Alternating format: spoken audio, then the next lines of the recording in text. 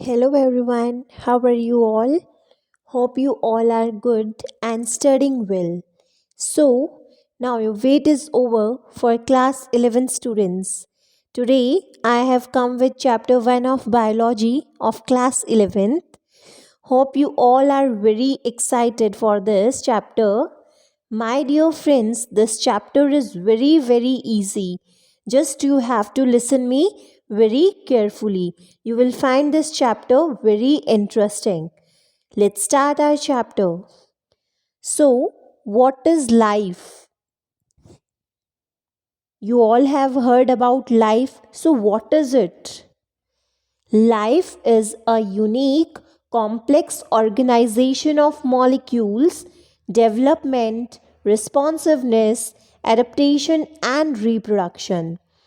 Life क्या होती है? It is a complex organisation of molecules. ये एक बहुत ज़्यादा कॉम्प्लेक्स मॉलिक्यूल्स का ऑर्गेनाइजेशन होती है. इसमें डेवलपमेंट होता है, रिस्पॉन्सिवनेस होता है. मतलब हम अगर कोई भी गर्म चीज़ को हाथ लगाते हैं तो तुरंत हमें पता चल जाता है कि दिस इज़ हॉट, तो हम अपना हाथ वहाँ से तुरंत हटा लेते हैं. तो responding to this stimuli is known as responsiveness. Adaptation, जहाँ हम अडप्ट कर सकते हैं, we can survive, that is known as adaptation. And reproduction is to produce similar kind of offsprings, it is known as reproduction. So these all things make a life. I'm clear to all? So what is a living organism? Living organism क्या होते हैं? A living organism is self-replicating. Self-replicating का मतलब अपनी ही copy बनाते जाएं. जो अपनी ही कॉपी बनाते जाते हैं उनको हम क्या बोलते हैं? Self-replicating. अपनी ही जैसी कॉपीज बनाते हैं. They make their own copies by themselves are known as self-replicating. So all living organisms are self-replicating, evolving and self-regulating interactive system capable of responding to external stimuli. जितने भी लिविंग ऑर्गेनिज्म होते हैं वो क्या करते हैं? सेल्फ रेप्लिकेशन करते हैं, इवॉल्व करते हैं और they are capable of responding to external stimuli. अभी मैंने बताया कि अगर हमारे हाथ को कोई चीज़ गर्म फील हो रही है तो हम वहाँ से अपना हाथ तुरंत हटाते हैं. तो this is known as responding to stimuli. तो what is a living organism? A living organism is a self-replicating, evolving and self-regulating interactive system capable of responding to external stimuli. Okay? Now, what are the properties of living organism? Living organism की properties क्या होती हैं? They show 5 types of property. What are they? Growth, reproduction, metabolism, cellular organization, consciousness. ये सब आपने lower classes में भी पढ़ा है. But now in 11th standard we will learn these terms in a detailed way. Okay, हम इनको detail में थोड़ा पढ़ेंगे. So first property of living organism is growth. Growth is increasing number and mass of cells by cell division. Growth क्या होता है? बढ़ना. तो कोई भी लिविंग ऑर्गेनिज्म जो होता है वो क्या शो करते हैं? ग्रोथ शो करते हैं. तो ग्रोथ क्या होता है? It is increase in number. Number में इंक्रीज होना और मास ऑफ सेल्स. सेल्स के जो मास है उसमें इंक्रीज होना. सेल जैसे एक सेल है, एक सेल डिवाइड हुआ, उसने 2 सेल बनाए, वो 2 सेल डिवाइड होंगे, 4 सेल बनाएंगे, 4 सेल डिवाइड होके 8 सेल्स बनाएंगे. इस टाइप से सेल डिवीजन के प्रोसेस से सेल्स का नंबर जो होता है वो इंक्रीज होता है. Okay, in plants growth continues through out their life span. Plants में ग्रोथ पूरे लाइफ टाइम चलती है. जब तक प्लांट लिविंग रहेगा तब तक प्लांट्स के अंदर क्या होती रहेगी? ग्रोथ होती रहेगी, प्लांट्स में ग्रोथ कभी भी नहीं रुकेगी. Okay, in animals growth is only up to a certain age. Animals के अंदर ग्रोथ एक पर्टिकुलर एज तक होगी, एक टाइम पीरियड तक होगी, उसका एक फिक्स टाइम होगा. However cell division occurs to replace lost cell. जबकि सेल डिविजन उसमें होता रहेगा. सेल डिविजन क्यों होगा? अगर कोई भी सेल डेड हो गया है, लॉस्ट हो गया है, तो उस सेल डिवाइड करके उस लॉस्ट सेल को या डेड सेल को रिप्लेस कर देता है. ओके, अब फॉर एग्जाम्पल इसमें आपको फिगर में दिख रहा होगा एग टू हेन. अब एग है, एक हेन है, उसने एग ले किया है, तो वो एग एक सर्टेन टाइम तक ही एग रहेगा. After that it will hatch and चिक will come out from that. ठीक है, जैसे ही अब एग से बाहर चिक आ गया है, तो चिक क्या करेगा? हमेशा चिक तो नहीं रहेगा ना. It will grow and form into bigger one, then that big one grows into a hen. तो आपने देखा एक एग से लेके एक hen तक की जर्नी. तो इसमें क्या होता है, एनिमल्स में ग्रोथ एक सर्टेन एज तक होती है, उसके बाद ग्रोथ रुक जाती है.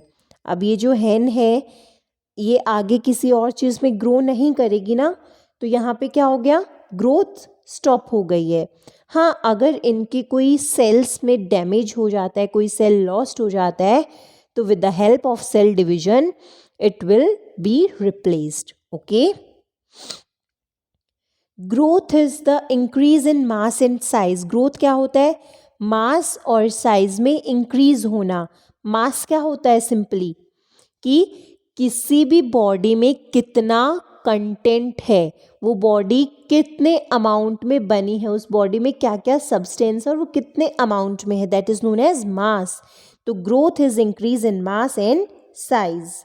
दस non living objects also grow. तो नॉन लिविंग ऑब्जेक्ट्स भी क्या करते हैं? ग्रो करते हैं. कैसे? Surface accumulation of material. उनके सरफेस के ऊपर क्या एक्यूमुलेट हो जाता है? मटेरियल एक्यूमुलेट हो जाता है. अगर कोई स्टोन रखा है, उसके ऊपर डस्ट बहुत सारी एक्यूमुलेट हो गई, तो वो स्टोन जो पहले उसकी साइज़ थी वैसा नहीं दिखेगा ना, वो अपनी साइज़ में क्या हो जाएगा? बड़ा दिखेगा. Y?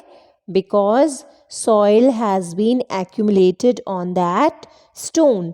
So this is a type of growth in living or non-living organism.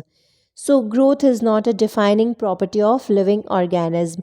तो हम नहीं बोल सकते कि ग्रोथ एक लिविंग ऑर्गेनिज्म के लिए डिफाइनिंग प्रॉपर्टी है, because growth is also in non living objects. वो कैसे होती है?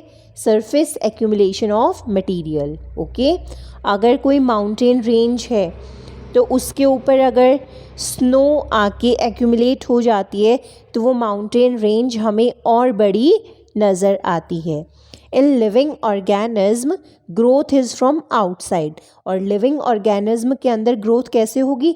अंदर से होगी, बॉडी के अंदर से ग्रोथ होगी. लेकिन नॉन लिविंग ऑर्गेनिज्म में ग्रोथ कैसे होगी?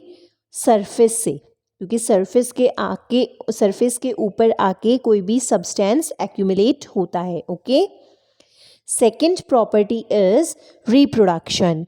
ये इससे तो आप काफ़ी वाकिफ़ हैं, आप सब लोगों ने 6th क्लास से ये पढ़ा है. What is reproduction? तो it is the production of progeny having features similar to those of plants. ये सिंपली क्या होता है? Production of progeny similar to parents जैसी ही प्रोजेनी का प्रोडक्शन क्या कहलाता है? रिप्रोडक्शन.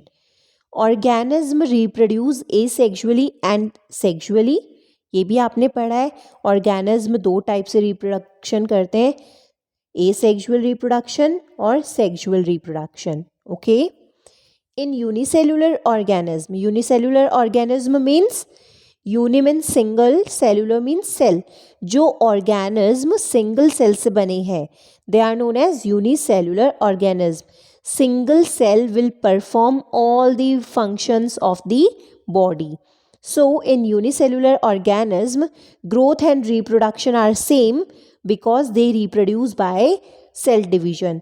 तो यूनिसेलुलर ऑर्गेनिज्म में ग्रोथ और रिप्रोडक्शन सेम होते हैं क्योंकि वो कैसे रिप्रोड्यूस करते हैं, सेल डिवीजन से रिप्रोड्यूस करते हैं. ओके, उनमें क्या डिवाइड होता है, सेल डिवाइड होगा.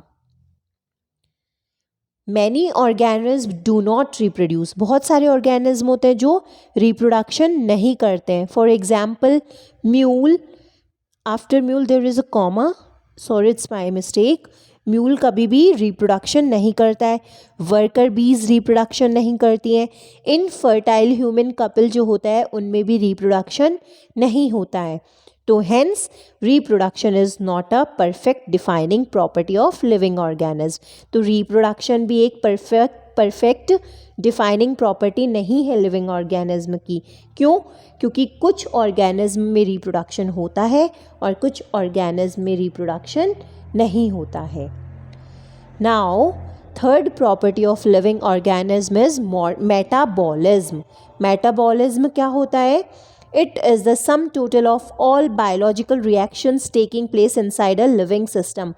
कोई भी बॉडी के अंदर, कोई भी लिविंग ऑर्गेनिज्म की बॉडी के अंदर जितनी भी केमिकल रिएक्शंस हो रही है, जितनी भी बायोलॉजिकल रिएक्शंस हो रही हैं, उन रिएक्शंस को हम क्या बोलते हैं? Metabolism. It is the defining feature of living organism. ये एक डिफाइनिंग फीचर है लिविंग ऑर्गेनिज्म का. मेटाबॉलिज्म है तो हम बोल सकते हैं yes this organism is a living organism. Okay, so this is a defining feature of living organism.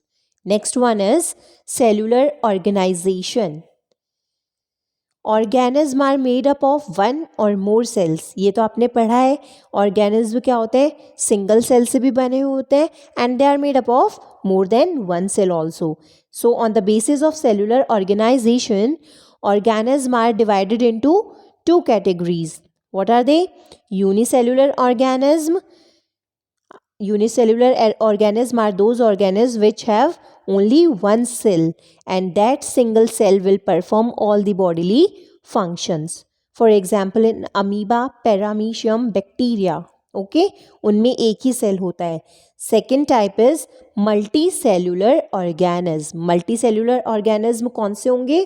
Those organism which have more than one cells are known as multicellular organization. For example human beings and animals. हमारी body में बहुत सारे cells होते हैं. Each and every cell perform different functions. Okay, so we are known as multicellular organism. Now, last property of living organism is consciousness. Consciousness last property है इसकी. इसमें क्या होता है? It is the